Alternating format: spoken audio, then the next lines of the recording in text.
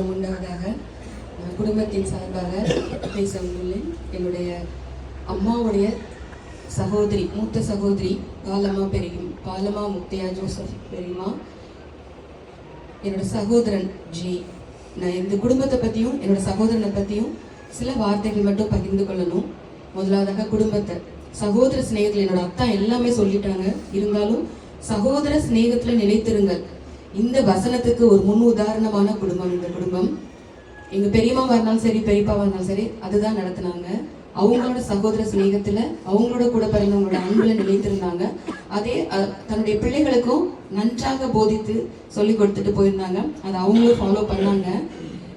எப்படின்னா, ஜெய்க்கு ஒரு தாயா ஜெயாக்கா, ஜெய்ஷாக்கா, ஜனாக்கா, ஜபாக்கா, ஜெஸ்தானி, நிர்மலானி.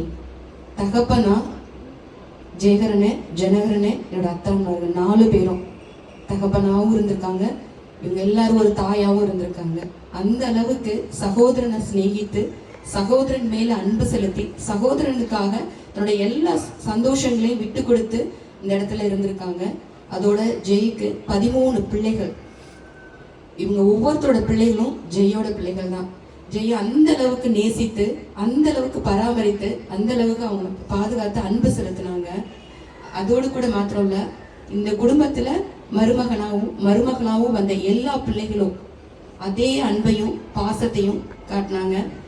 இவங்க ஏன் இவ்வளவு தூரம் நான் சொல்லனா, என்னோட அண்ணிமாரா இருந்தாலும் சரி, என்னோட அத்தான்மாரா இருந்தாலும் சரி, எங்களையும் இந்த குடும்பம் அவங்க சகோதரருக்கு மட்டும் திறந்த வாசல் இல்லை, அவங்க தகப்பனோட கூட பிறந்த சகோதரர்களுக்கும், அதாவது எங்க முத்தையா ஜோசப் பெரியப்பாவோட கூட பிறந்த சகோதரர்களுக்கும், பாலமா பெரியம்மாவோட கூட பிறந்த சகோதர குடும்பங்களுக்கும் இது ஒரு திறந்த வாசலா, ஒரு ஆலமரமா தான் என்றைக்கும் இருந்திருக்கு.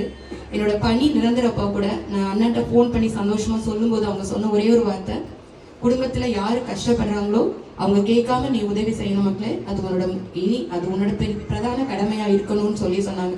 அப்படியா எங்க குடும்பத்துல யார் கஷ்டப்பட்டாலும் சரி, நம்ம போய் கேட்கணும்னு இல்லை, எந்த இடத்துல இருந்தாலும் அவங்களே உதவி செய்கிற ஒரு நல்ல குடும்பம். அந்த குடும்பம், அந்த சகோதரன் ஸ்நேகத்துல ஜெயோட அவங்க பராமரித்ததை இன்னைக்கு தாய் தகப்பன கூட பார்க்க நேரம் இல்லாம ஹோம்லையும் பெய்டு ஹோம்லையும் விட்டுட்டு போற இந்த சூழ்நிலை, தன்னோட கால நேரத்தை ஜெய்க்காக செலவழித்த இதை நம்ம ஒரு முன் உதாரணமா, நம்ம இந்த நற்காரியத்தை நம்மளோட வாழ்க்கையில ஒரு பாடமா எடுத்துக்கொள்ளணும். அதே போல ஜெய்யோட குணம், அவனோட மனசுல எவ்வளவு வலி இருந்தாலும் இந்த 26 வருஷத்துல ஒரு நாள் கூட வார்த்தையில காட்டினதே கிடையாது. வார்த்தையில ஒரு நாள் கூட அவனோட வார்த்தையில என்னோட கஷ்டம், என்னோட நிலைமை அப்படின்னு சொன்னதே கிடையாது. எங்க எல்லாரும் முன் வாயின் வார்த்தை பிறர் காயம் மாற்ற வேண்டும். அது ஜெயிடத்துல இருந்து நாங்க கற்றுக்கொண்டோம். ஏன்னா இன்னும் அதிகமா ஆண்டவருக்குள்ள அன்புக்குள்ள நிலைத்திருந்தாப்புல ஜெய். அதனால நான் எல்லாருக்கும் போன் பண்ணி எல்லாருக்கூடையும் எல்லாரோட உறவுகளையும், அவங்களோட பெரியம்மா பெரியப்பா பிள்ளைகள், சித்தப்பா சித்தி மாமா அத்தை பிள்ளைகள் அத்தனை பேருக்கும் போன் பண்ணி எல்லாரோட கஷ்டங்கள் எல்லாரோட வேதனைகளையும் கேட்டு, எல்லாருக்காகவும் ஒன்றும் இல்லை, கவலைப்படாத, கடவுள் பார்த்துக்குவார், கடவுள்கிட்ட சொல்லு அப்படின்னு சொல்லி அவனோட வாயின் வார்த்தை எங்கள் ஒவ்வொருவரின் காயத்தையும் ஆற்றியதாக இருந்தது. தன்னுடைய வலியை ஒரு நாள் அவன் காட்டினதே கிடையாது, வேதனையை காட்டினே கிடையாது. அவளோட பொறுமை, சகிப்புத்தன்மை, அன்பு, நேசம், அவ்வளோ ஒரு பாசம் எல்லார்கிட்டையும் காட்டினாப்புல.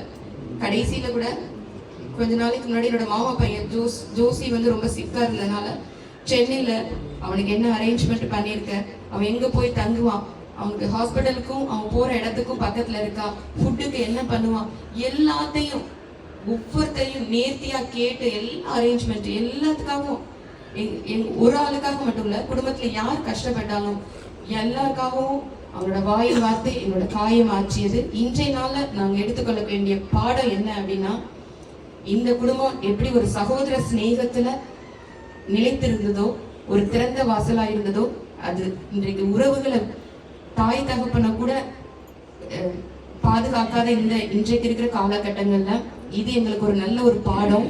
அதே போல கடைசி வரைக்கும் ஜெய் கற்றுக் கொடுத்த பாடம், தன்னோட வாயின் வார்த்தை பிறர் காரியம் ஆற்றியது. அதை எங்களோட வாழ்க்கையில நாங்க ஒவ்வொருவரும் அதை நாங்க அபியாசப்படுத்துறதுக்கு கர்த்தர் எங்களை உதவி செய்வாராக.